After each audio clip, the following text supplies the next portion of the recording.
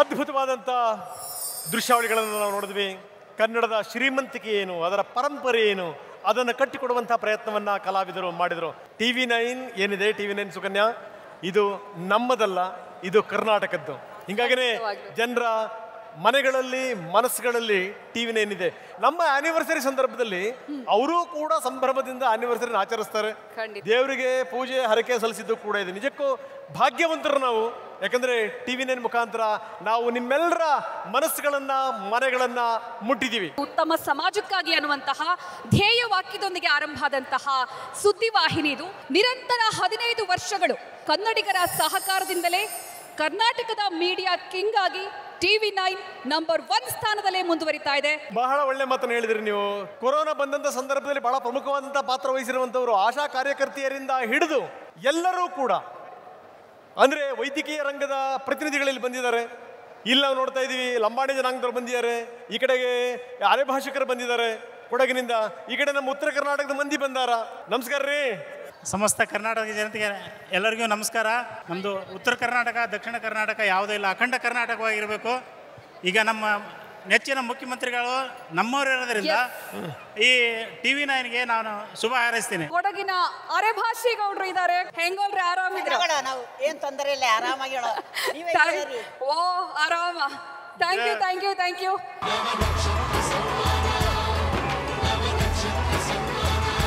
ಬನ್ನಿ ಹಾಗಾದ್ರೆ TV9 ನಡೆದು ಬಂದಿರುವಂಥ ಹಾದಿ ಅದನ್ನ ನೋಡಿ ನಮ್ಮ ಕಾರ್ಯಕ್ರಮವನ್ನ ಮತ್ತೆ ನಾವು ಮುಂದುವರಿಸೋಣ.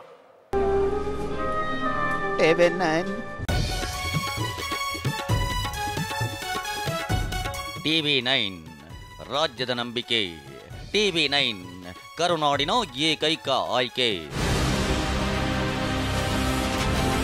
ಉತ್ತಮ ಸಮಾಜದ ಬಯಕೆಯೊಂದಿಗೆ ಡಿಸೆಂಬರ್ 9, 2006ರಂದು ಕನ್ನಡಮ್ಮನ ಗರ್ಭದಲ್ಲಿ ಜನ್ಮ ತಳೆದ ಕನ್ನಡದ ಕಂದನಿಗೆ ಈಗ 15 ವರ್ಷ ತುಂಬಿದೆ.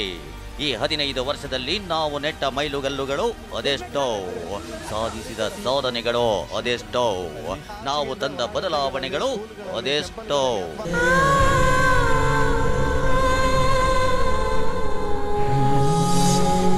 ಏಪ್ರಿಲ್ 24, 2007ರಲ್ಲಿ ತೆರೆದ ಕೊಳವೆ ಬಾವಿಗೆ ಮಕ್ಕಳು ಬಿದ್ದು ಸಾವನ್ನಪ್ಪೋ ಘಟನೆ ಬಗ್ಗೆ ಜಾಗೃತಿ ಮೂಡಿಸೋಕೆ TV9 ಅಭಿಯಾನ ನಡೆಸಿತ್ತು. TV9 ಅಭಿಯಾನಕ್ಕೆ ನಾಡಿನಾದ್ಯಂತ ಅಭೂತಪೂರ್ವ ಬೆಂಬಲ ದೊರೆತಿತ್ತು. TV9 ಅಭಿಯಾನದಿಂದ ಪ್ರೇರಿತರಾದ ರಾಜ್ಯದ ಜನ ಒಟ್ಟು 22,635 ತೆರೆದ ಕೊಳವೆ ಬಾವಿಗಳನ್ನು ಸ್ವಯಂ ಪ್ರೇರಿತರಾಗಿ ಮುಚ್ಚಿದ್ರು.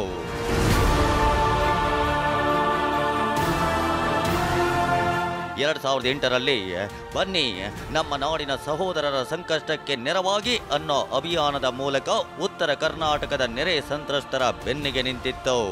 ಅಷ್ಟೇ ಅಲ್ಲ, ಸಂತ್ರಸ್ತರಿಗೆ ಮನೆ ಕಟ್ಟಿಕೊಟ್ಟು ಕಣ್ಣೀರು ಒರೆಸಿತ್ತು.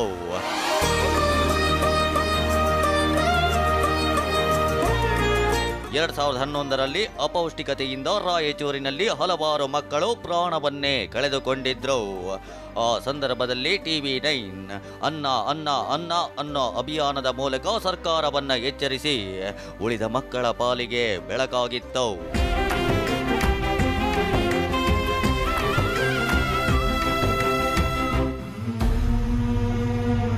2012ರಲ್ಲಿ ಮಂಗಳೂರಿನ ಎಂಡೋಸಲ್ಫಾನ್ ಪೀಡಿತ ಮಕ್ಕಳ ಬಗ್ಗೆ ವರದಿ ಮಾಡಿ ಇಡೀ ರಾಜ್ಯದ ಜನರು ಹಾಗೂ ಸರ್ಕಾರದ ಗಮನ ಸೆಳೆದು ಆ ಮಕ್ಕಳ ನೆಮ್ಮದಿ ಜೀವನಕ್ಕಾಗಿ ಹೋರಾಟ ಮಾಡಿತ್ತು. 2016ರಲ್ಲಿ ಉತ್ತರ ಕರ್ನಾಟಕದಲ್ಲಿ ಬರಗಾಲ ಆವರಿಸಿದಾಗ ಕಣ್ಣು ಬಿಡೋ ಸರ್ಕಾರ ಅಭಿಯಾನ ನಡೆಸಿದ TV9 ಮನೆ ಮನೆಗೂ ನೀರು ತಲುಪುವಂತೆ ಮಾಡಿತ್ತು.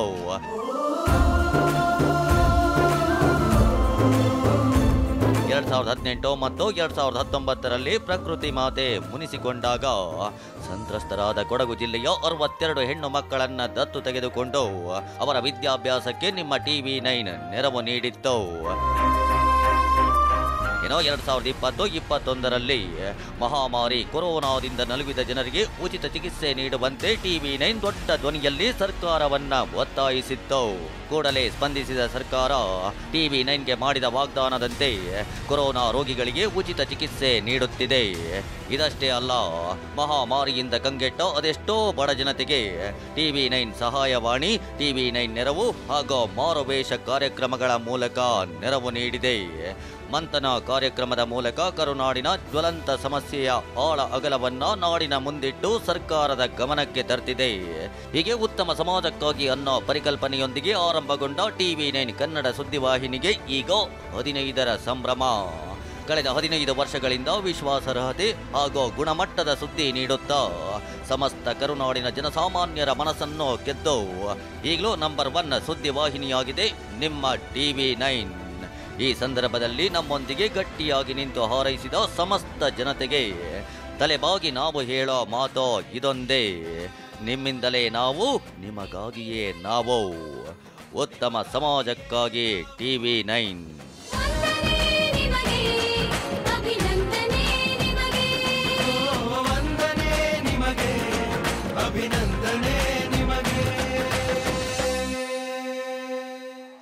ಪರಿಶ್ರಮ ನೀಟ್ ಅಕಾಡೆಮಿ ಅರ್ಪಿಸುವ TV9 ನವನಕ್ಷತ್ರ ಸನ್ಮಾನ 2021 powered by Amrut noni, Lalitha jewellery, associate sponsors Lavista instant coffee, Bhima jewellers, Ashwasurya realities, extra marks, cosponsors SRS promoters, Gravity clubs resorts India private limited. ಜನಸಾಮಾನ್ಯರಿಂದಲೇ ಬಂದಂತಹ TV9 15 ವರ್ಷಗಳನ್ನು ಸಂವತ್ಸರಗಳನ್ನು ಪೂರೈಸಿದೆ. ಈ ಸಂದರ್ಭದಲ್ಲಿ ನಾವು ಪ್ರತಿ ವರ್ಷ ಒಂದು ಕಾರ್ಯಕ್ರಮ ಮಾಡ್ತೀವಿ, ನವನಕ್ಷತ್ರಗಳನ್ನು ಗುರುತಿಸಿ ಸನ್ಮಾನಿಸುವಂಥದ್ದು. ಅಂದರೆ ನಮ್ಮಲ್ಲಿ ಶೂನ್ಯದಿಂದ ಸಾಮ್ರಾಜ್ಯವನ್ನು ಸೃಷ್ಟಿ ಮಾಡಿರುವಂಥವರಿದ್ದಾರೆ, ಏನೂ ಇಲ್ಲದೇನೆ ಬೆಳೆದಿರುವಂಥವರಿದ್ದಾರೆ, ಸಾಧನೆ ಮಾಡಿರುವಂಥವರಿದ್ದಾರೆ.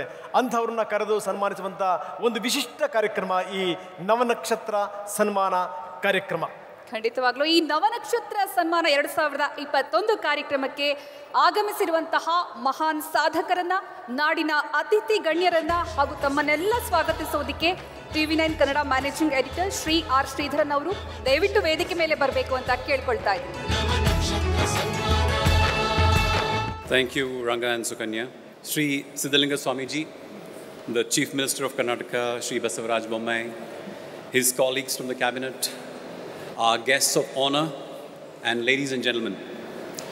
It's my pleasure to welcome all of you to TV9 Kannada's Navanakshatra Sanmana 2021, which is our annual flagship event dedicated to celebrating the extraordinary achievements of 9 Kannadigas from different walks of life. As Karnataka's leading news channel, we carry a special sense of responsibility to do more than just report on the developments in the state and beyond. We strive to be the voice of the voiceless, the strength of the weak, the hope of the hopeless. Most importantly, we strive to help build a better society, a society that is progressive, that carries everyone along, and that contributes to national growth and well-being. This year, TV9 Kannada turns 15. There's much as a channel that we have accomplished, but there's much more that remains to be done. Now, as part of India's largest news network and the fastest growing digital publisher, we have the opportunity to do more.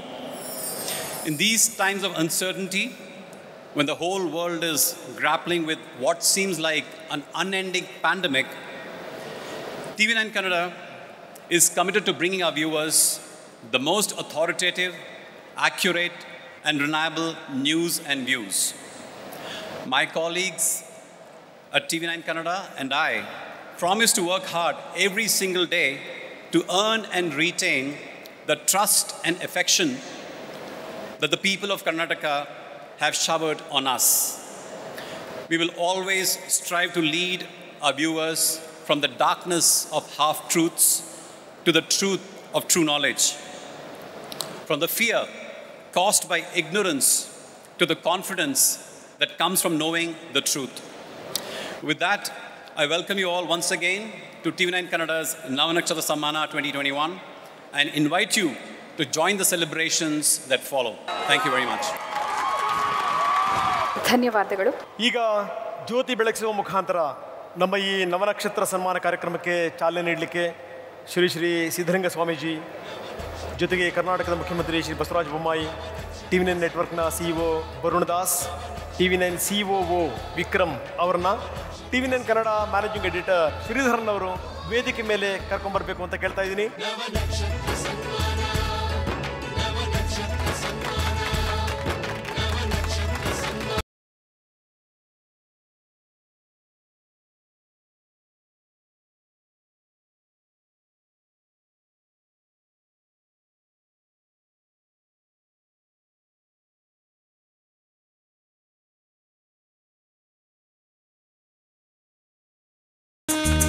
ದೀಪ ಬೆಳಗಿಸಿದ ಎಲ್ಲರಿಗೂ ಕೂಡ ಧನ್ಯವಾದಗಳು.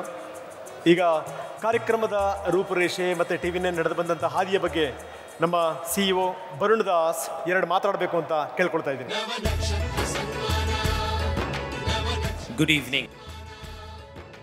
Respected Sri Sri Siddhalinga Swamiji, Namaskara from TV9 family and from all of us present here. The Chief Minister of Karnataka, Sri Basavaraj Bommai ji, members of his cabinet, our guest of honor this evening, the honorees, ladies and gentlemen. As Sridhar just said, TV9 Kannada has just completed 15 years. Even today, we remain conscious of our roles and responsibilities towards 7 crore people of Karnataka. I humbly say that the love and respect that we receive from people of Karnataka make us no less than an institution here. And hence, to remain true to the ethos of an institution, we wake up every day with a greater sense of responsibility. Way back in 1903, Mahatma Gandhi had set the moral and ethical context of the media. He said, I quote, "The sole aim of journalism should be service." What he meant that the purpose of journalism is way bigger than the needs of news business. At TV9 Network, we believe that journalism is our national duty. When we say Uttama Samajakkage, we mean every word of it. Our beloved Chief Minister, Sri Basavaraj Bommai ji, sir, we must express that we remain deeply indebted that you could take your time out and be present here with us today.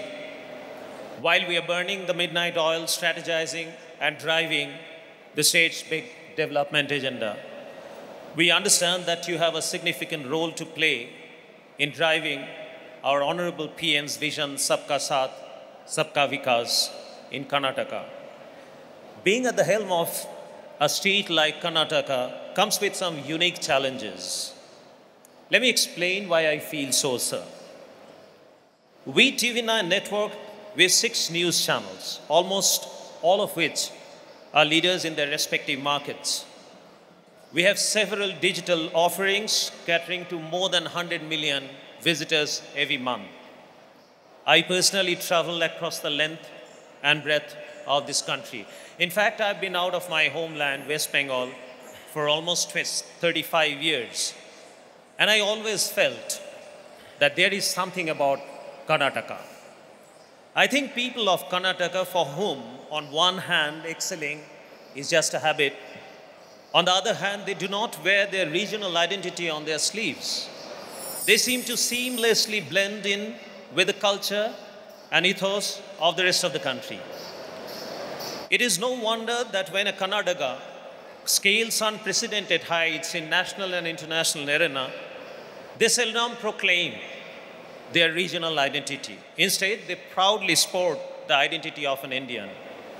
Several such personalities who had excelled beyond the boundaries of the state and our country will be honored here tonight. And of course, no words are enough to describe Karnataka's entrepreneurship and innovation. The state has given about half of 70 Indian unicorns that the country boasts of. Incidentally, Navanakshatra Samman, for which we have gathered here, are not awards. I don't think, despite being the largest news network of the largest democracy in the world, we have the stature to award the shining nakshatras of the state.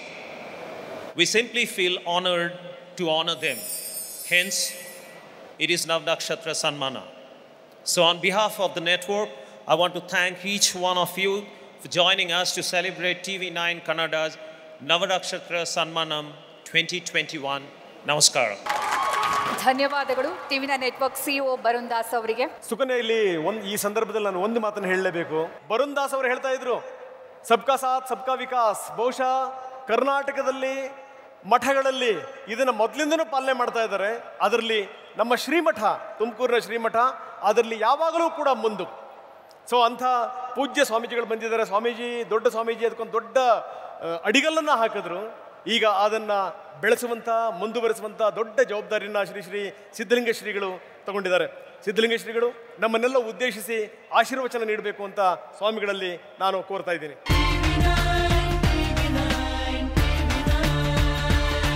ಬಸವಾದಿ ಪ್ರಮಥರನ್ನು, ಪೂಜ್ಯ ಗುರುದೇವರನ್ನು ಹನುಮಂದಲ್ಲಿ ಸ್ಮರಿಸಿಕೊಡುತ್ತಾ, ಈ ಸಮಾರಂಭದಲ್ಲಿ ಭಾಗಿಗಳಾಗಿರುವ ಕರ್ನಾಟಕದ ಘನತೆವೆತ್ತ ಮುಖ್ಯಮಂತ್ರಿಗಳಾದ ಶ್ರೀ ಬಸವರಾಜ ಬೊಮ್ಮಾಯಿ ಅವರೇ, ವೇದಿಕೆಯಲ್ಲಿರುವ TV9 ಮಾಧ್ಯಮದ ಎಲ್ಲ ಅಧಿಕಾರಿ ಬಂಧುಗಳೇ, ಇಂದು ನಾವೆಲ್ಲರೂ ಕೂಡ ನಮ್ಮ ಕನ್ನಡ ನಾಡಿನ ಹೆಮ್ಮೆಯ TV ಆಗಿರುವಂತಹ TV9ನ ತನ್ನ 15ನೇ ವರ್ಷದ ವರ್ಷಾಚರಣೆಯ ಸಂಭ್ರಮದ ಕಾರ್ಯಕ್ರಮದಲ್ಲಿ ನಾವೆಲ್ಲ ಪಾಲ್ಗೊಂಡಿದ್ದೇವೆ. ತನ್ನ ಪ್ರಾರಂಭದ ಅವಧಿಯಲ್ಲಿಯೇ ಒಂದು ಧ್ಯೇಯ ವಾಕ್ಯವನ್ನು ಇಟ್ಟುಕೊಂಡು ಉತ್ತಮ ಸಮಾಜಕ್ಕಾಗಿ ಅನ್ನುವಂತಹ ಧ್ಯೇಯ ವಾಕ್ಯದೊಂದಿಗೆ ಪ್ರಾರಂಭವಾಗಿ ಸಮಾಜದ ಎಲ್ಲ ಕ್ಷೇತ್ರಗಳಿಗೆ ಉತ್ತಮ ಕೊಡುಗೆಗಳನ್ನು ಕೊಡುವಂತಹ ಕೆಲಸವನ್ನು ಈ TV ಮಾಧ್ಯಮ ತನ್ನ ಪ್ರಾರಂಭದಿಂದಲೂ ಕೂಡ ಮಾಡಿಕೊಂಡು ಬಂದಿದೆ.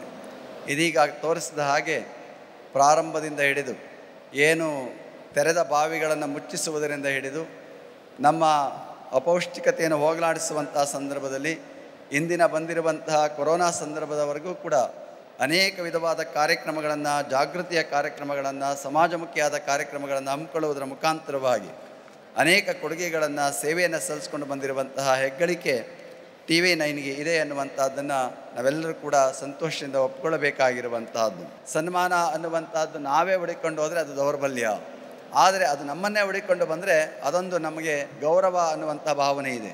ಹಾಗೆ ಇವತ್ತು ನವನಕ್ಷತ್ರಗಳು ಅಂತ ಏನು ಹೆಸರನ್ನು ಇಟ್ಟು ಅವರನ್ನು ಗೌರವಿಸುವಂಥ ಕೆಲಸ ಮಾಡ್ತಾ ಇದ್ದಾರಲ್ಲ, ನಿಜವೂ ಕೂಡ ಅವರೆಲ್ಲರೂ ಕೂಡ ಯಾರೋ ನಮಗೆ ಸನ್ಮಾನ ಬೇಕು ಅಂತ ಬಯಸಿದಂತಹ ಅವರಲ್ಲ. ಅದು ಈ TV9 ಮಾಧ್ಯಮ ಅವರನ್ನು ಗುರುತಿಸಿ ಅವರಿಗೆ ಗೌರವಿಸುವಂಥ ಕೆಲಸವನ್ನು ಮಾಡ್ತಾ ಇರುವಂಥದ್ದು ಅತ್ಯಂತ ಹೆಮ್ಮೆ ಪಡುವಂತಹ ಸಂಗತಿ. ಈ ಸಂದರ್ಭದಲ್ಲಿ ಆ ನವನಕ್ಷತ್ರಗಳೆಲ್ಲ ಏನು ಸನ್ಮಾನವನ್ನು ಸ್ವೀಕರಿಸ್ತಾ ಇದ್ದಾರೆ ಅವರನ್ನೆಲ್ಲರನ್ನು ಕೂಡ ಅಭಿನಂದಿಸ್ತಾ, ಈ ಒಂದು TV9 ಮಾಧ್ಯಮ ಇದೇ ರೀತಿಯಲ್ಲಿ ತನ್ನ ಕಾರ್ಯಕ್ರಮಗಳನ್ನು 100 ಪಟ್ಟು ಹೆಚ್ಚಿಸಿಕೊಂಡು ಹೋಗಲಿ, ಸಮಾಜಕ್ಕೆ ಉತ್ತಮ ಕೊಡುಗೆಯನ್ನು ಕೊಡಲಿ, ಜನಗಳಿಗೆ ಒಳ್ಳೆಯ ಸೇವೆಯನ್ನು ಸಲ್ಲಿಸುವ ಮುಖಾಂತರವಾಗಿ ತನ್ನ ಅಸ್ತಿತ್ವವನ್ನು ಉಳಿಸಿಕೊಳ್ಳೋದ್ರ ಜೊತೆಗೆ ಕನ್ನಡಿಗರ ಪ್ರೀತಿಯನ್ನು ಮತ್ತಷ್ಟು ಗಳಿಸಿಕೊಳ್ಳುವಂಥ ಕೆಲಸವನ್ನು ಮಾಡಲಿ ಅನ್ನುವಂಥ ಆಶಯವನ್ನು ವ್ಯಕ್ತ ಮಾಡ್ತಾ ಈ ಸಂದರ್ಭದಲ್ಲಿ TV9ಗೆ ಶುಭವನ್ನು ಕೋರಿ ಎರಡು ಮಾತನ್ನು ಮುಗಿಸ್ತೀನಿ.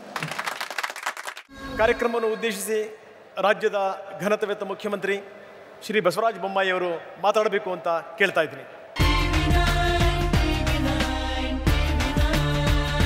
ಪರಮ ಪೂಜ್ಯ ಶ್ರೀ ಶ್ರೀ ಶ್ರೀ ಸಿದ್ಧಲಿಂಗ ಮಹಾಸ್ವಾಮೀಜಿಗಳು, Shri Barun Das CEO TV9 network, Shri Sridhar ಅವರು ಎಡಿಟರ್ TV9 ಕನ್ನಡ, ನೆರೆದಿರುವಂಥ ಎಲ್ಲ ಗಣ್ಯರೇ ಹಾಗೂ ಪ್ರಶಸ್ತಿಗೆ ಭಾಜನರಾಗಿರುವಂಥ ಎಲ್ಲ ಪ್ರಶಸ್ತ ವಿಜೇತರೇ, TV9 ಕರ್ನಾಟಕದ ಕನ್ನಡಿಗರ ಸಾಕ್ಷಿ ಪ್ರಜ್ಞೆಯಾಗಿ 15 ವರ್ಷದಲ್ಲಿ ಹೊರಹೊಮ್ಮಿದೆ. ಕರ್ನಾಟಕದಲ್ಲಿ ಏನಾದರೂ ನಡೀತಾ ಇದ್ದರೆ, ಏನಾದರೂ ನಡಿಬೇಕಾಗಿದ್ದರೆ ಅದು TV9 ಮುಖಾಂತರ ಪ್ರತಿಬಿಂಬಿಸಿದಾಗ ಪರಿಣಾಮಕಾರಿಯಾಗಿ ಅದು ನಡೀತದೆ, ನಡಿಬೇಕಾಗ್ತದೆ. ಕನ್ನಡಕ್ಕೆ, ಕರ್ನಾಟಕಕ್ಕೆ ಸಂಕಷ್ಟ ಆದಾಗ ಸರ್ಕಾರದ ಜೊತೆಗೆ, ವ್ಯವಸ್ಥೆಯ ಜೊತೆಗೆ ನಿಂತು ಹೆಗಲಿಗೆ ಹೆಗಲು ಕೊಟ್ಟು ಜನರನ್ನು ರಕ್ಷಿಸುವ, ಜನರಿಗೆ ಸಹಾಯ ಮಾಡುವ ಪ್ರಮುಖ ಕೆಲಸವನ್ನು ಅದು ಮಾಡಿದೆ. ವಿವಿಧ ಕ್ಷೇತ್ರದಲ್ಲಿ ಸಾಧಕರಿಗೆ ಪ್ರಶಸ್ತಿಯನ್ನು ಕೊಡುವ ಮುಖಾಂತರ ಆ ಕ್ಷೇತ್ರದಲ್ಲಿ ಒಂದು ದೊಡ್ಡ ಪ್ರೇರಣೆಯನ್ನು, ಸ್ಫೂರ್ತಿಯನ್ನು ಕೊಡುವಂಥ ಕೆಲಸವನ್ನು ತಾವು ಮಾಡ್ತಾಯಿದ್ದೀರಿ. ನಮ್ಮ CEO ಬರುಣ್ ದಾಸ್ ಅವರು ಹೇಳಿದಂತೆ ಅವರು ಕೂಡ 24/7 ಕೆಲಸ ಮಾಡ್ತಾರೆ, 24/7 ಸುತ್ತಾ ಇರ್ತಾರೆ. ಅದೇ ರೀತಿ ಶ್ರೀಧರ್ ಅವರು ಭಾಳ ಅಚ್ಚುಕಟ್ಟಾಗಿ, ಒಳ್ಳೆಯ ಪ್ಲ್ಯಾನಿಂಗ್ ಆಗಿ, ಸ್ಟ್ರಾಟಜಿಸ್ಟ್ ಆಗಿ TV9 ಕನ್ನಡಕ್ಕೆ ಹೊಸ ಆಯಾಮವನ್ನು ಕೊಟ್ಟಿದೆ. ಇವಾಗ ಇವನ್ನ ನ್ಯೂ ಡೈಮೆನ್ಷನ್ ಟು TV9. ನಾನು ಕರ್ನಾಟಕ ರಾಜ್ಯದ ಮುಖ್ಯಮಂತ್ರಿಯಾಗಿ TV9 ಚಾನೆಲ್ ಮಾರ್ಗದರ್ಶನವನ್ನು ಸದಾ ನಾನು ಪಡ್ಕೊಳ್ತಾ ಇರ್ತೀನಿ. ಇವತ್ತಿನ ಈ ಅವಾರ್ಡ್ಸ್ ಸೆರೆಮನಿಯಲ್ಲಿ ಯಶಸ್ವಿಯಾಗಲಿ. ಯಾರು ಪ್ರಶಸ್ತಿಯನ್ನು ಪಡೆದಿದ್ದೀರಿ ಅವರಿಗೆ ಶುಭಾಶಯಗಳನ್ನು ಕೋರುತ್ತಾ, ಇನ್ನೂ ಹೆಚ್ಚಿನ ಕೆಲಸವನ್ನು ನಿಮ್ಮ ಕ್ಷೇತ್ರದ ಸಾಧನೆಯನ್ನು ತಾವೆಲ್ಲರೂ ಮಾಡಬೇಕು. ಮತ್ತೊಮ್ಮೆ ಎಲ್ಲರಿಗೂ ಶುಭಾಶಯಗಳನ್ನು ಹೇಳಿ ನನ್ನ ಮಾತನ್ನು ಮುಗಿಸ್ತೇನೆ. ಧನ್ಯವಾದ. ಧನ್ಯವಾದಗಳು ಮುಖ್ಯಮಂತ್ರಿಗಳಿಗೆ. ಈಗ ಸಿದ್ಧಗಂಗಾ ಮಠದ ಪರಮಪೂಜ್ಯ ಶ್ರೀ ಸಿದ್ಧಲಿಂಗ ಸ್ವಾಮೀಜಿಗಳಿಗೆ TV9 network CEO Barun Das ಅವರು ಹಾಗೂ TV9 Kannada managing editor Shri R Sridharan ಅವರು, ಮುಖ್ಯಮಂತ್ರಿಗಳಾದಂತಹ ಶ್ರೀ ಬಸವರಾಜ ಬೊಮ್ಮಾಯಿ ಅವರು ಸನ್ಮಾನ ಮಾಡಬೇಕು, ಗೌರವಿಸಬೇಕು ಅಂತ ಕೇಳ್ಕೊಳ್ತಾ ಇದ್ದೀವಿ. ಹಾಗೆ COO ವಿಕ್ರಮ್ ಕೆ ಅವರು ಕೂಡ ಜಾಯ್ನ್ ಆಗಬೇಕು ಅಂತ ಕೇಳ್ಕೊಳ್ತಾ ಇದ್ದೀವಿ.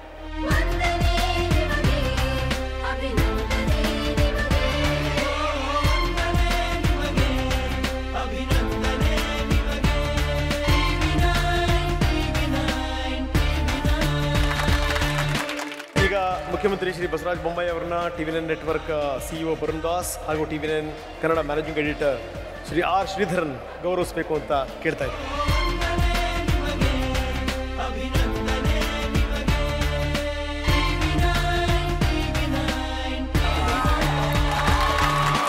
ಎಲ್ಲರಿಗೂ ಧನ್ಯವಾದಗಳು. ಕಾರ್ಯಕ್ರಮಕ್ಕೆ ಚಾಲನೆ ನೀಡಿ ಮಾತಾಡಿದಂಥ ತಮ್ಮೆಲ್ಲರಿಗೂ ಕೂಡ ಧನ್ಯವಾದಗಳು. ಮುಂದಿನ ಸಾಲಿನಲ್ಲಿ ತಾವು ಕೂರಬೇಕು ಅಂತ ಕೇಳ್ಕೊಳ್ತಾ ಇದ್ದೀನಿ. ಪರಿಶ್ರಮ ನೀಟ್ ಅಕಾಡೆಮಿ ಅರ್ಪಿಸುವ TV9 ನವನಕ್ಷತ್ರ ಸನ್ಮಾನ 2021 powered by Amrut noni, Lalitha jewellery, associate sponsors Levista instant coffee, Bhima jewellers, Ashwasurya realities, extra marks, co-sponsors SRS Promoters, Gravity Clubs Resorts India Private Limited. ಸಾಧಿಸಬೇಕು ಅನ್ನುವಂಥ ಛಲ ಇದ್ದರೆ ಮನುಷ್ಯ ಏನು ಬೇಕಾದರೂ ಆಗ್ತಾನೆ ಅನ್ನಲಿಕ್ಕೆ ಬೆಸ್ಟ್ ಎಕ್ಸಾಂಪಲ್ ನಮ್ಮ ಕನ್ನಡದ ಕುಮಾರ. ಮಾಡಿದ ಸಾಧನೆ ಕಡಿಮೆ ಏನಲ್ಲ. IAS ಮುಗಿಸಿದ್ದು ಸಾಕಾಗಿರಲಿಲ್ಲ, ಸಾಧನೆ ಮಾಡಬೇಕು ಅಂತ ಸಾಧನೆಯ ಶಿಖರವನ್ನು ಏರ್ತಾ ಇದ್ದಾರೆ. ಬನ್ನಿ ಹಾಗಾದರೆ ರಾಜ್ಯಕ್ಕೆ ಹೆಮ್ಮೆ ಅನಿಸಿರುವಂಥ, ನಾಡಿಗೆ ಹೆಮ್ಮೆ ಅನಿಸಿರುವಂಥ ಆ ಕನ್ನಡದ ಕುಮಾರ ಯಾರು, ಅವರ ಸಾಧನೆ ಏನು, ನಾವೀಗ ನೋಡೋಣ. ಇದು ಭಾರತ ಎಂದಿಗೂ ಮರೆಯದ ಕ್ಷಣ. ಟೋಕಿಯೋದಲ್ಲಿ ಕರ್ನಾಟಕದ ಹೆಮ್ಮೆಯ ಪುತ್ರ ಸುಹಾಸ್ ಬೆಳ್ಳಿ ಪದಕಕ್ಕೆ ಕೊರಳೊಡ್ಡಿದಾಗ ಇತಿಹಾಸ ನಿರ್ಮಾಣವಾಗಿತ್ತು. ಸುಹಾಸ್ ಪ್ಯಾರಾಲಿಂಪಿಕ್ಸ್ನಲ್ಲಿ ಪದಕ ಗೆದ್ದ ಮೊದಲ IAS ಅಧಿಕಾರಿ ಎನ್ನುವ ಚರಿತ್ರೆ ಬರೆದಿದ್ರು. ಹಾಸನದಲ್ಲಿ ಹುಟ್ಟಿ ಶಿವಮೊಗ್ಗದಲ್ಲಿ ಬೆಳೆದ ಸುಹಾಸ್ ಯತಿರಾಜ್ ಬದುಕೆ ಸಾಧನೆಗಳ ಶಿಖರ.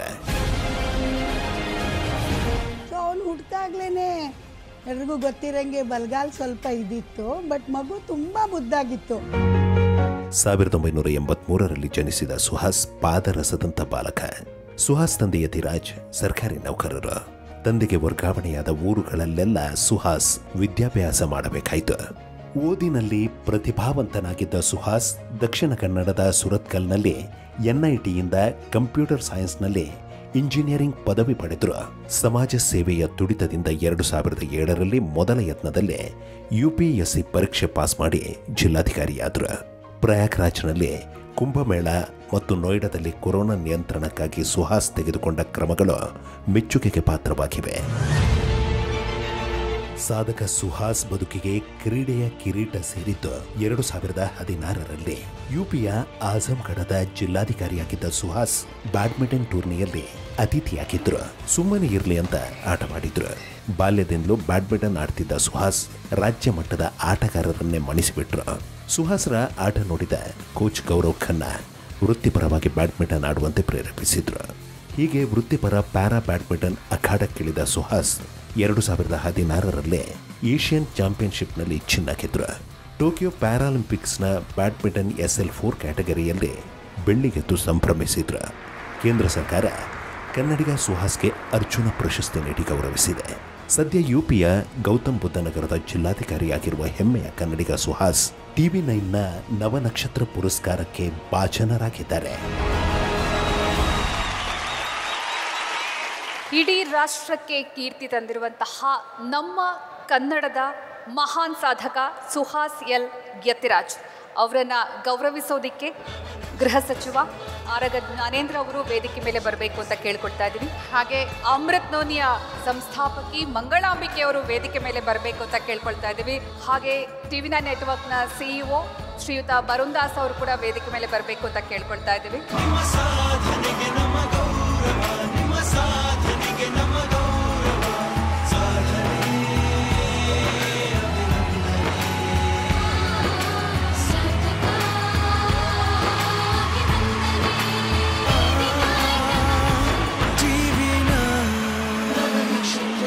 ಕರ್ನಾಟಕದ ಜನತೆಗೆ ಹೃತ್ಪೂರ್ವಕವಾದ ನಮಸ್ತೆ ಹೇಳಲಿಕ್ಕೆ ಇಷ್ಟಪಡ್ತೀನಿ. TV9 ಪರಿವಾರಕ್ಕೆ ತುಂಬ ತುಂಬ ಧನ್ಯವಾದಗಳನ್ನ ಹೇಳಲಿಕ್ಕೆ ಇಷ್ಟಪಡ್ತೀನಿ.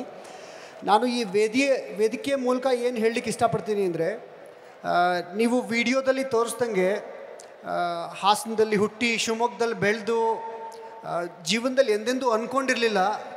ನಾವು TV ನೋಡ್ತಾ ಇರ್ಬೇಕಾದ್ರೆ ಅನ್ಕೋತಾ ಇದ್ವಿ ಇವರೆಲ್ಲ TV ಮೇಲೆ ಏನು ಮಾಡಿದ್ದಾರೆ ಜೀವನದಲ್ಲಿ, TV ಮೇಲೆ ಕಾಣ್ತಾ ಇದ್ದಾರೆ ಅಂತ. ನಾನು ಇವತ್ತು TVಯಲ್ಲಿ ಕಾಣ್ತಾ ಇದ್ದೀನಿ ಅಂದರೆ ಕರ್ನಾಟಕದ ಮೂಲೆಯಲ್ಲಿರುವ ಪ್ರತಿಯೊಬ್ಬ ಯುವಕ ಯುವತಿಯರೂ ಕೂಡ TV9 10 ವರ್ಷ 15 ವರ್ಷ ಆದಮೇಲೆ ಇಲ್ಲಿ ನಿಲ್ಬೋದು. ನಂಬಿಕೆ ಇಡಿ, ಛಲ ಇಡಿ, ಜೀವನದಲ್ಲಿ ನೀವು ಏನು ಬೇಕಾದರೂ ಪಡ್ಕೋಬೋದು. ಅದನ್ನು ಹೇಳಲಿಕ್ಕೆ ಇಷ್ಟಪಡ್ತೀನಿ. ಸುಹಾಸ್ ಅವರ ಸಾಧನೆ ಅದ್ವಿತೀಯ. ಛಲ ಇದ್ದರೆ ಏನು ಬೇಕಾದರೂ ಮಾಡ್ಬೋದು ಅನ್ನೋದಕ್ಕೆ ಸುಹಾಸ್ ಅವರು ಒಂದು ರೋಲ್ ಮಾಡೆಲ್. ನಮಗೆ ಅನೇಕರಿಗೆ ಅನಿಸುತ್ತೆ ಅಂಗವೈಕಲ್ಯತೆ ಎಂತಹ ಹುಟ್ಟಿನಿಂದ ಬಂದಾಗ ಇದ್ದಂಥ ಒಂದು ನ್ಯೂನತೆ ನಮ್ಮ ಭಾಳ ಏನೂ ಅಲ್ಲ, ನಾನು ಏನೂ ಅಲ್ಲ ಅಂತೇಳಿ ಹೇಳಿ ಕುಸ್ತು ಕೂರುವಂಥ ಸಂದರ್ಭದಲ್ಲಿ ಸುಹಾಸ್ ಅವರು ಮಾಡಿರ್ತಕ್ಕಂಥ ಸಾಧನೆ ಅದ್ಭುತ. ಸುಹಾಸ್ ಅವರಿಗೆ ನಾನು ಅಭಿನಂದನೆಗಳನ್ನು ಸಲ್ಲಿಸ್ತೇನೆ. ಇನ್ನಷ್ಟು ಸಾಧನೆ ಆಗಲಿ. ನಿಮ್ಮ ಬದುಕಿನಿಂದ ಬಹಳಷ್ಟು ಜನ ಇಂಥ ಯುವಕರಿಗೆ ಪ್ರೇರಣೆ ಆಗಿದ್ದೀರಿ. ನಿಮ್ಮ ಆರೋಗ್ಯ ಆಯುಷು ಒಳ್ಳೆಯದಾಗಲಿ. ನಿಮ್ಮ ಹೆತ್ತವರಿಗೆ ಶುಭಾಶಯಗಳನ್ನ ಕೋರಿ TV9 ಚಾನಲ್ಗೆ ಶುಭಾಶಯಗಳನ್ನ ಕೋರಿ ನನ್ನ ಮಾತನ್ನು ಮುಗಿಸ್ತೇನೆ. ಮೊದಲಿಗೆ ಸುಹಾಸ್ ಅವರಿಗೆ ಅಭಿನಂದನೆಗಳು. ಅಂದರೆ ಒಬ್ಬ ಮನುಷ್ಯ ಒಂದು ಜೀವನದಲ್ಲಿ ಏನಾದರೂ ಗುರಿ ಇಟ್ಕೊಂಡು ನಡೆದ್ರೆ ಅವನ ಯಾವ ವೈಕಲ್ಯವಾಗಲಿ, ಯಾವುದೇ ಒಂದು ಪರಿಸ್ಥಿತಿಯಲ್ಲಿ ಅವನಿಗೆ ಬರೋ ಸಮಸ್ಯೆಗಳಾಗಲಿ ಯಾರಿಗೂ ಕೂಡ ಯಾವುದನ್ನು ಎದುರಿಸಿ ನಿಲ್ಲೋದಕ್ಕಾಗೋದಿಲ್ಲ. ಅದೆಲ್ಲವನ್ನು ಎದುರಿಸಿ ಅವನ ಗುರಿಯನ್ನು ಅವನು ಮುಟ್ತಾನೆ ಅನ್ನೋದಕ್ಕೆ ನಿಜವಾಗ್ಲೂ ಸುಹಾಸ್ ಅವರು ತುಂಬ ಒಂದು ದೊಡ್ಡ ಎಕ್ಸಾಂಪಲ್. ಎಲ್ರಿಗೂ ಕೂಡ ಧನ್ಯವಾದ. ಕರ್ನಾಟಕದ ಎಲ್ಲ ಜನರಿಗೂ ಒಳ್ಳೆಯದಾಗಲಿ, ಎಲ್ರಿಗೂ ಒಳ್ಳೆಯ ಆರೋಗ್ಯ ಸಿಗಲಿ. ಧನ್ಯವಾದಗಳು. ನಮ್ಮ ಬೇರೆ ಬೇರೆ ಭಾಗದಲ್ಲಿ ವಿದ್ಯಾರ್ಥಿಗಳು ಎಷ್ಟು ಕಷ್ಟಪಡ್ತಾರೆ. ಒಂದೇನಾದರೂ ಒಂದು ನದಿ ಉಕ್ಕಿ ಹರಿದಂಥ ಸಂದರ್ಭದಲ್ಲಿ, ಹಳ್ಳ ಕೊಳ್ಳಗಳು ಉಕ್ಕಿ ಹರಿದಂಥ ಸಂದರ್ಭದಲ್ಲಿ ಸಂಪರ್ಕ ಸೇತುನೇ ಇರಲ್ಲ. ಅಂಥ ಸಂಪರ್ಕ ಸೇತುವನ್ನು ಬೆಸೆಯುವಂಥ ಅಪರೂಪದ ಇಂಜಿನಿಯರ್ ಒಬ್ಬರನ್ನ ನಿಮಗೆ ಪರಿಚಯ ಮಾಡಿಸ್ತಾ ಇದ್ದೀವಿ. ಅವ್ರ ಬಗ್ಗೆ ಒಂದಷ್ಟು ವಿವರಗಳನ್ನು ನೋಡೋಣ.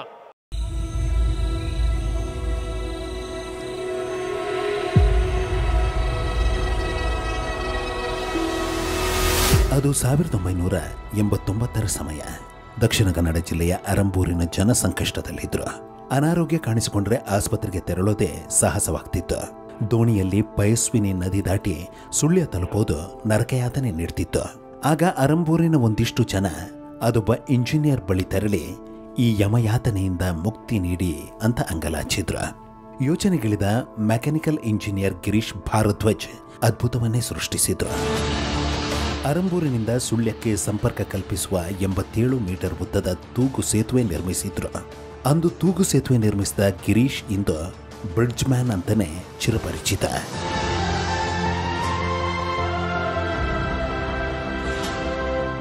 ಗಿರೀಶ್ 1950ರಲ್ಲಿ ಅರಂಬೂರಿನಲ್ಲಿ ಜನಿಸಿದ್ರು. ಕೃಷಿ ಕುಟುಂಬದ ಗಿರೀಶ್ ಮಂಡ್ಯದಲ್ಲೇ ಮೆಕ್ಯಾನಿಕಲ್ ಇಂಜಿನಿಯರಿಂಗ್ ಓದಿದ್ರು. ತಂದೆ BK ಭಟ್ ಆಸೆಯಂತೆ ಹುಟ್ಟೂರಿನಲ್ಲೇ ರೇಷನಲ್ ಇಂಜಿನಿಯರಿಂಗ್ ವರ್ಕ್ಸ್ ಎಂಬ ಉದ್ಯಮವನ್ನು ಆರಂಭಿಸಿದ್ರು. ಮೆಕ್ಯಾನಿಕಲ್ ಇಂಜಿನಿಯರ್ ಆಗಿದ್ರೂ ಸಹ ತಮ್ಮೂರಿನ ಸಮಸ್ಯೆ ನೀಗಿಸಲು ಸಿವಿಲ್ ಇಂಜಿನಿಯರ್ ರೀತಿ ತೂಗು ಸೇತುವೆ ನಿರ್ಮಿಸಿದ್ರು. ಈ ಸೇತುವೆ ಶಾಲಾ ಮಕ್ಕಳು, ಮಹಿಳೆಯರು, ಗರ್ಭಿಣಿಯರು, ರೈತರ ಪಾಲಿಗೆ ವರದಾನವಾಯಿತು. ತೂಗು ಸೇತುವೆ ಬಗ್ಗೆ ಮತ್ತಷ್ಟು ಅಧ್ಯಯನ ನಡೆಸಿದ ಗಿರೀಶ್ ತೂಗು ಸೇತುವೆ ಕ್ರಾಂತಿಯನ್ನೇ ಮಾಡಿದ್ರು. ಕಡಿಮೆ ವೆಚ್ಚದಲ್ಲಿ ತೂಗು ಸೇತುವೆ ನಿರ್ಮಿಸಲಾರಂಭಿಸಿದ್ರು. ಸರ್ವೆ, ವಿನ್ಯಾಸ, ತಾಂತ್ರಿಕ ಸಲಹೆಗೆ ಹಣ ಪಡೆಯದೆ ಕೆಲಸ ಮಾಡಿದ್ರು. ಸ್ವಂತ ಹಣದಲ್ಲಿಯೂ ಸೇತುವೆ ನಿರ್ಮಿಸಿದ ಉದಾಹರಣೆಯೂ ಇದೆ. ಗಿರೀಶ್ ಕರ್ನಾಟಕ, ಕೇರಳ, ಆಂಧ್ರಪ್ರದೇಶ, ಒಡಿಶಾ ಸೇರಿದಂತೆ ಒಟ್ಟು 142 ತೂಗು ಸೇತುವೆ ನಿರ್ಮಿಸಿದ್ದಾರೆ. ನಕ್ಸಲ್ ಪೀಡಿತ ಪ್ರದೇಶಗಳಲ್ಲೂ ತೂಗು ಸೇತುವೆ ನಿರ್ಮಿಸಿ ಸೈ ಎನಿಸಿಕೊಂಡಿದ್ದಾರೆ. ಗಿರೀಶ್ ಭಾರದ್ವಾಜರ ಈ ನಿಸ್ವಾರ್ಥ ಸೇವೆಗೆ ಪದ್ಮಶ್ರೀ ಪ್ರಶಸ್ತಿ ಒಲಿದು ಬಂದಿದೆ. ಇಂತಹ ಲೋಕೋಪಕಾರಿ ಬ್ರಿಡ್ಜ್ ಮ್ಯಾನ್ ಗಿರೀಶ್ TV9ನ 2021ನೇ ಸಾಲಿನ ನವನಕ್ಷತ್ರ ಗೌರವಕ್ಕೆ ಭಾಜನರಾಗಿದ್ದಾರೆ.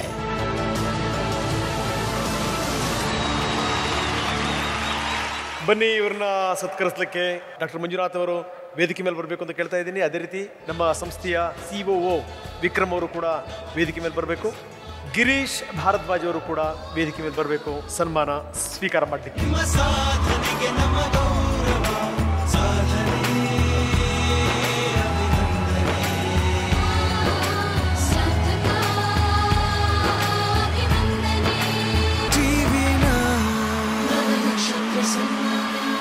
ನಮ್ಮ ತಂದೆಯವರ ಇಚ್ಛೆಯಂತೆ ಊರಲ್ಲಿ ಕೃಷಿಕರಿಗೆ ಸಹಾಯವಾಗುವ ಇಂಜಿನಿಯರಿಂಗ್ ಕೆಲಸ 75ರಲ್ಲಿ ಶುರು ಮಾಡಿದ್ದೆ. 89ರಲ್ಲಿ ಪ್ರಥಮವಾಗಿ ಊರಿನ ಜನರು ಬಂದು ಸೇತುವೆ ಮಾಡಬೇಕು ಅಂತ ಹೇಳಿದರು. ಇದು ಸಿವಿಲ್ ಇಂಜಿನಿಯರಿಂಗ್ ಕೆಲಸ ನಂದಲ್ಲ, ನಾನು ಮೆಕ್ಯಾನಿಕಲ್ ಇಂಜಿನಿಯರ್ ಅಂತ ಹೇಳಿದೆ. ಅವ್ರು ಏನೋ ಭಾಳ ಆಸೆ ಇತ್ತು, ಕಷ್ಟದಲ್ಲಿದ್ದೇವೆ, ಸಹಾಯ ಮಾಡಿ ಅಂತ ಹೇಳಿದರು. ಸರಿ, ಅವ್ರನ್ನೆಲ್ಲ ಸೇರಿಸಿ ಅವರ ಕೈಯಲ್ಲೇ ಒಂದು ಸೇತುವೆ ಕಟ್ಟಿದ್ದೇವೆ 89ರಲ್ಲಿ. ಸೇತುವೆಗಳನ್ನು ಮಾಡಿ ಅಲ್ಲಿಂದ ಹೊರಡುವಾಗ ಹಳ್ಳಿಯ ಜನರ ಪ್ರೀತಿ ಮತ್ತು ಕೃತಜ್ಞತೆ ಮತ್ತೆ ಸೇತುವೆ ಮಾಡಲಿಕ್ಕೆ ಪ್ರೋತ್ಸಾಹ ಕೊಟ್ಟಿತ್ತು. ಈ ಸೇತುವೆ ನದಿಯ 2 ದಡಗಳನ್ನು ಜೋಡಿಸಿದರೆ ನಾವು ಹೃದಯಗಳನ್ನು ಜೋಡಿಸ್ತಾ ಇದ್ದೇವೆ. ಹೃದಯಗಳನ್ನು ಜೋಡಿಸೋ ಕೆಲಸ ಆಗ್ತಾಯಿತ್ತು. ಬಹುಶಃ ನಮ್ಮ TV9 ಕೂಡ ಅದೇ ಕೆಲಸ ಮಾಡ್ತಾ ಇತ್ತು. ಎಲ್ಲರ ಮನೆಗಳಲ್ಲಿ ಹೋಗಿ ಹೃದಯಗಳನ್ನು ಜೋಡಿಸ್ತಾ ಇದೆ. ತುಂಬ ಅತ್ಯುತ್ತಮ ಕಾರ್ಯಕ್ರಮ ಕೊಡ್ತಾ ಇದ್ದೀರಿ, ನನಗೆ ತುಂಬ ಇಷ್ಟ ಆಗ್ತಾ ಇದೆ. ನೋಡಿ, ಆಕಾಶ ಎಷ್ಟೇ ದೊಡ್ಡದಿರ್ಬೋದು, ಆಕಾಶ ಎಷ್ಟೇ ವಿಶಾಲವಾಗಿರ್ಬೋದು, ಆದರೆ ನಾವು ಗುರುತಿಸೋದು ನಕ್ಷತ್ರಗಳನ್ನು ಮಾತ್ರ. ಸೊ ಅದರಿಂದ ಇವತ್ತು ಈ 9 ನಕ್ಷತ್ರಗಳನ್ನು ಗುರುತಿಸಿ ಅವರಿಗೆ ಸನ್ಮಾನ ಮಾಡಿರೋದು ನಿಜವಾಗ್ಲೂ ಬಹಳ ಅರ್ಥಪೂರ್ಣವಾದದ್ದು ಮತ್ತು ಅನನ್ಯವಾದದ್ದು. ಇವತ್ತು ಗಿರೀಶ್ ಭರದ್ವಾಜ್ ಅವರು